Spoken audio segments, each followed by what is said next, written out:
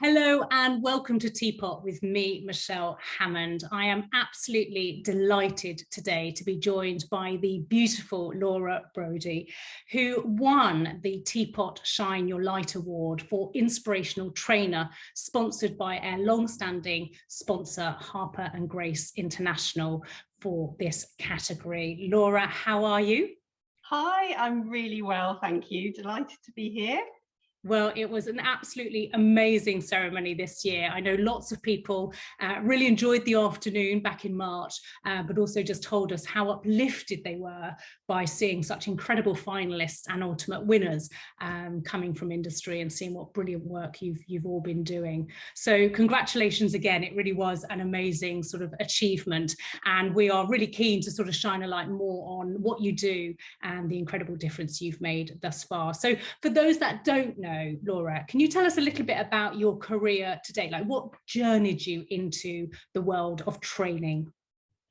Well, obviously I qualified as a therapist and worked in Midhurst in West Sussex for a while before I then went to work for brands. I went to work for Decléor for about 15 years, and that was across a variety of different roles, from retail sales. I was working in department stores in Harrods and Selfridges, and then I was an area representative, traveling around the salons and spas, and then into national account management. And then I moved on to various other brands. I've worked for Aromatherapy Associates and ELA, and got some international experience as well, which was fantastic. I love to travel. And then about 9 years ago, I got diagnosed with cervical cancer. So I was sort of dimly aware that there was this problem in the industry with massage and cancer. And I thought, well, this isn't right. And I started casting around thinking, who can I work with here to help change the industry? And I met a lady called Amanda Winwood on a bus in Spain.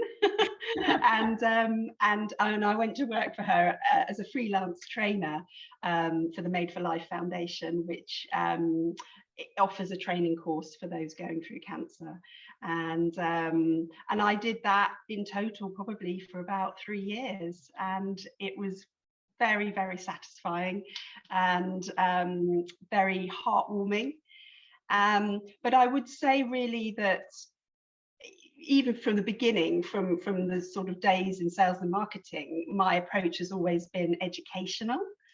So I would always sort of sell by training. So I would always sort of the products or the treatment that I was training, I was always interested in the how, if you like. So it all came together. And then one of the lead trainers, or the lead trainer at Made for Life Foundation, encouraged me to get the award for education.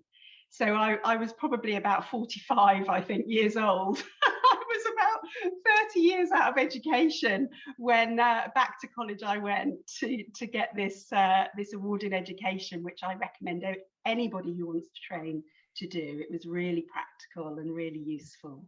And yeah, and here I am. Amazing, fantastic, and we've all benefited from your wisdom since. So what is it about training that lights you up and subsequently allows you to light others up, as clearly you've been able to do? Yeah, I think, well, passion and background knowledge. You know, I think sales and training are quite closely related. I think that you can infuse and show people what's wonderful for them, but then you get that question, don't you? Yeah, but how? You know, somebody will ask you how. And I really feel in order to be a confident expert, you need to know the how in the background. You don't need to crow about it every day or educate everybody that you meet about it, but I think you need to have that thorough grounding and full understanding. And then, of course, from that, you can start to look at your wisdom, which is a whole other thing, and your experience. And then the two combined together, the knowledge and the wisdom, gives maybe the passion and the authenticity to your training session. So that's what I really love about it. I love people that know their stuff. Yeah, Absolutely, I agree with you. And I think it's that curiosity, isn't it, in a great trainer, the curiosity to learn more and to delve deeper and to kind of understand more is really sort of a key element there. Definitely. And I think sort of thinking for yourself as well. So once you start to look into the knowledge and into the information, you then start thinking, hang on a minute, does that make sense to me with everything I know from different sources and different teachers and different mentors? And then you start to create your own kind of philosophy or your own sort of thought patterns and ideas that you can then share with clients. So it's an ongoing journey, I think, really. Yeah. Amazing. And you've done some beautiful work with training people with cancer, as you mentioned, but you've also diversified in your training, haven't you? You've taught several other topics and subjects. Yeah, I've done a lot of sales training and marketing, and I've done lots of brand training as well. So, and as I mentioned, internationally as well, which always brings the delight of travel, but also the diversity of type of therapists that you get. I have a broad understanding of Ayurveda, so I have those sorts of training. But my passion is really aromatherapy. Yeah. And essential oil use. And although there's a whole art about aromatherapy and massage and the whole therapeutic element of it, I'm veering more and more towards just using them as scent saviors, if you like, and inhaling them because they work instantly that way. You don't have to worry about dilution levels, etc. And they can be really useful in your day-to-day life. So even as a trainer, you know, I would never travel without geranium essential oil, for example. It's so multifaceted. It's just an absolute brilliant one to travel with for water retention, for jet lag, for balancing your mood, for helping your skin. You know, it's absolutely fantastic. So yeah, I think just I love to keep learning. So using essential oils is obviously it's been a real passion for you, but a really personal arsenal, something you've used in your own kind of wellness toolbox. Hugely, yeah, they're everywhere. They're in my car, they're at my desk, they're in my home. they're everywhere in my pocket. I find them extraordinarily useful, a real little prop and a delightful one at that. And you know, I've been very lucky over the years to have some great mentors and trainers myself. You know, I worked on live shopping channel for 2 years, QVC, and I got some great training from Ali Young, you know, who spent her career doing that, and that was different again. So that was all about more traditional presentation. You know, Instagram now is all very quick, isn't it, and very relaxed and very authentic, and a more traditional sales pitch or sales presentation of a product, especially blindly through the television, is different again. So I got loads of tips, you know, from her, and yeah, it's just been a constant sort of fabulous merry-go-round of finding different people with different aspects to keep you going, really. Yeah, amazing. Well, I mean, for the awards themselves, I know you gave the judges a really hard challenge. I mean, not only were we inundated with some incredible candidates for the category, well, for all our categories, but Inspirational Trainer was actually packed with some just brilliant individuals that really are lighting the way in our industry and inspiring that next generation, as well as deepening the knowledge and passion for those that have been in the industry for a long time. But as we got it down to the final three, I know what really stood out for all of us as judges was that passion and palpability for everything you do and for whatever you teach and whoever you're teaching. And some of the people that had nominated you mentioned things like, she simply lights up the room. And I'm sure everyone seeing you now can see you do that anyway, just your presence is so glowing. She sells whatever she teaches through her passion, her depth of knowledge, and her absolute warmth. It exudes her and is just palpable. Just some of the sort of comments that we got from the people that nominated you, which just was testament to kind of what you've done and how you've done it, and to be able to bring that knowledge to life in a way that enables others to kind of learn from it and go and apply it, is obviously incredible, isn't it? And you've made such a difference. So congratulations again, and thank you so much for everything you do.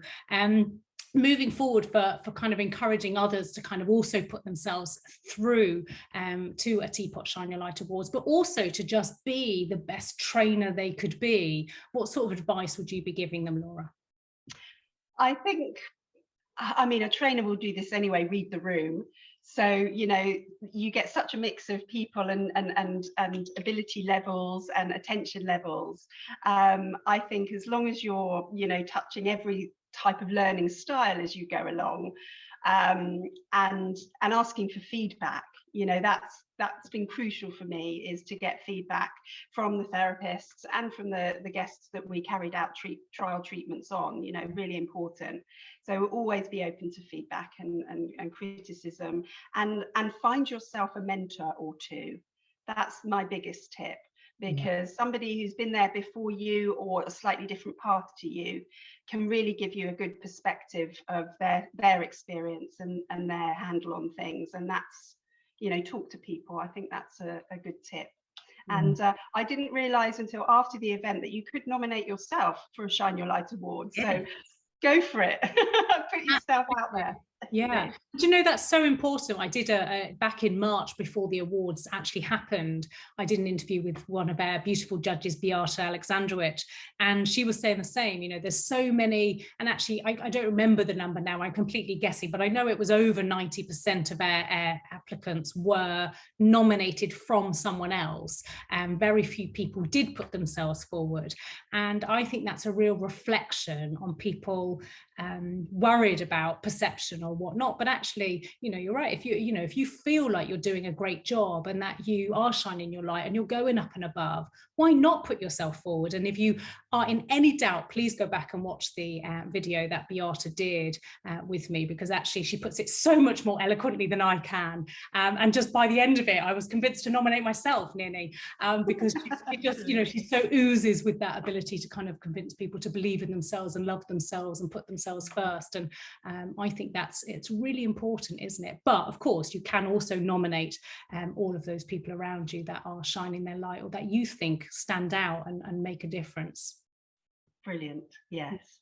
Absolutely. So we will be opening up the lines for nominations for all 7 categories for this year's or for 2023's Tpot Shine Your Light Awards on the 30th of September. So you have a few weeks to start to think about who it is in your connections and community that you think deserve the recognition. And then you will have from the end of September until the mid part of January, I think our entries close to nominate those individuals. But as I was saying to Laura before we recorded, there were around 60 applicants that weren't able to be considered in the 2022 awards category because they missed the cutoff date.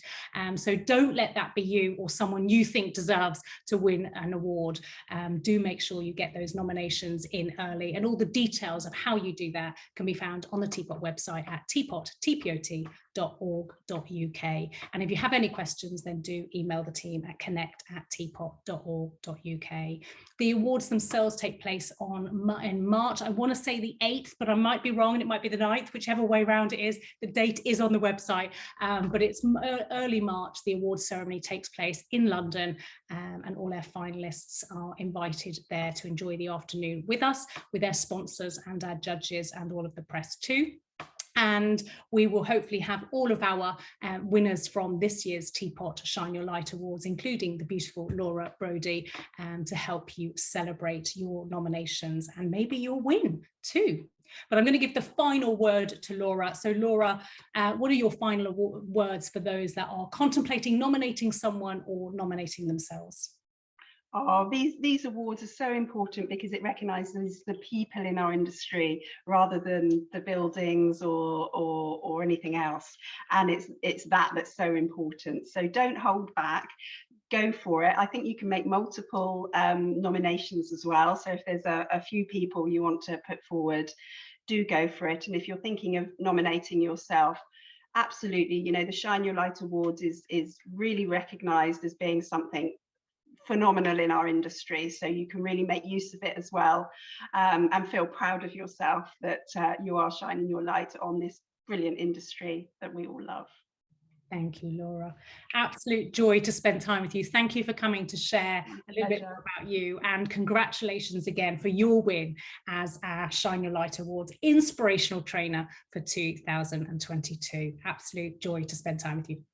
Thank you. Lots of love. Take care for now.